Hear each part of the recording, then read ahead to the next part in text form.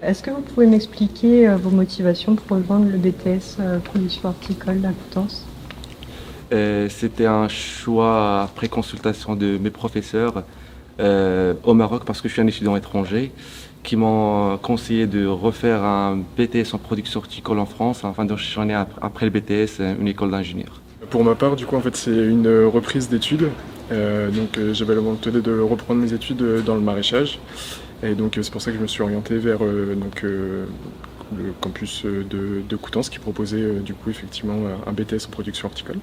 Et du coup, la volonté de le faire en alternance parce que précédemment, j'ai expérimenté pas mal de secteurs d'activité différents et j'avais vraiment la volonté de garder cet aspect pratique et sur le terrain. Et moi, ce qui m'intéressait, c'était de faire cette formation aussi en alternance, en deuxième année, dans une pépinière, afin de développer ma reconnaissance pour les végétaux et d'enchaîner après, comme je disais, une école d'ingénieur en amélioration génétique et des plantes pour être un jour un créateur des variétés. Moi, je suis en pépinière. Hugo, il est en maraîchage bio. On trouve aussi tout ce qui est floriculture, plantes médicinales, maraîchage conventionnel. Donc, dans la formation, on peut voir tous les domaines, mais après le diplôme, chacun va se spécialiser ou va chercher sa structure dans le domaine qui lui intéresse. L'avantage effectivement de l'apprentissage, c'est qu'il y a une vraie mise en pratique des connaissances acquises pendant le cycle scolaire. Du coup, pour le coup, c'est vrai qu'il faut avoir une forme de rigueur de travail, parce que justement, alterner les semaines en cours et les semaines en alternance, faut savoir travailler effectivement chez soi le soir, après les périodes en entreprise. Donc c'est un rythme à prendre. Grossièrement, c'est 2 semaines en scolaire, enfin en cours, et 2 semaines en entreprise. En tant qu'apprenti, du coup, sur toutes les périodes de vacances scolaires, nous, on est en entreprise et on est comme un salarié classique. On a droit à 5 semaines de congés payés.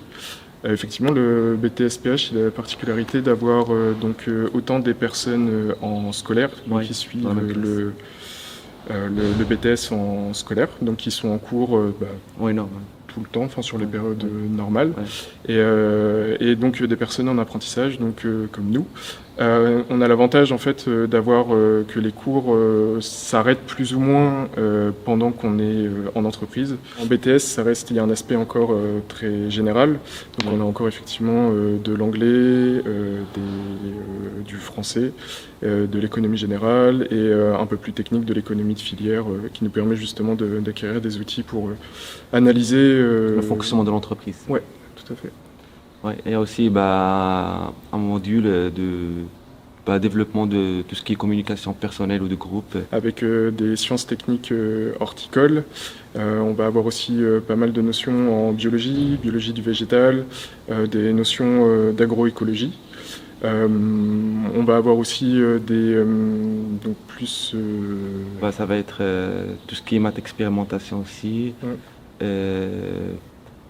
Côté sciences horticoles. On va avoir de l'agronomie. De l'agronomie aussi, oui. Tout ce qui est préparation de commandes, gérer la culture de A à Z, de rempotage jusqu'à la vente, de se communiquer avec tout ce qui est fournisseurs, clients. C'était vraiment, on valorise ce qu'on apprend à l'école pendant les périodes d'alternance à l'entreprise. Dans le BTS, on a donc un dossier technique à réaliser Ouais. avec une problématique à soulever dans l'entreprise qui nous accueille pour les apprentis ou effectivement les entreprises d'accueil pour les scolaires qui ont fait des stages. Je crois que c'est minimum 8 semaines 8 semaines, oui. dans la même entreprise. Et du coup, moi, ça a vraiment été effectivement de gérer un ravageur sur la culture de tomates et de trouver des solutions adaptées aux attentes de l'entreprise. Là, on est en plein dans la saison de la culture de la tomate. Donc c'est un ravageur qui apparaît pile à cette période-là. Donc pour l'instant, il est présent, mais beaucoup plus réduit que les années précédentes. Donc pour l'instant, ça se maintient. C'est des bons résultats. Donc on va voir. Il faut que ça suive et que ça tienne sur la durée, quoi. Enfin, le BTS apporte une vision relativement globale, en fait. Déjà dans l'horticulture et puis même en fait des connaissances qui s'étendent vraiment au milieu agricole dans son ensemble, quoi. Donc non, effectivement, le niveau... Ouais. Le niveau BTS, vraiment, moi je vais dire ça, c'est vraiment très solide. un corps enseignant bah, relativement présent. On a des visites donc en entreprise. Enfin, Des les visites. professeurs référents effectivement viennent visiter et Ouais, des visites suivre un par peu an. pour les apprentis. Que ce soit prof de sciences horticoles, prof d'agronomie, prof d'économie, mais c'est grâce à eux on a pu développer vraiment toutes nos connaissances, que ce soit théoriques ou techniques, afin de réussir ce Et concours. ça, c'est vrai qu'on a eu Madame Leletier qui Ouais, on a était eu la chance. vraiment, ouais, Ouais. vraiment très présente pour nous épauler. Et j'aimerais bien, après 3 ans, quand j'aurai mon diplôme d'ingénieur, de faire une petite visite au sein de campus. Non, c'est vrai que c'est un campus où bon, on s'y sent bien. Enfin, en tout cas, sur les 2 années, je me suis senti très bien. J'ai appris plein de choses. C'était chouette, quoi.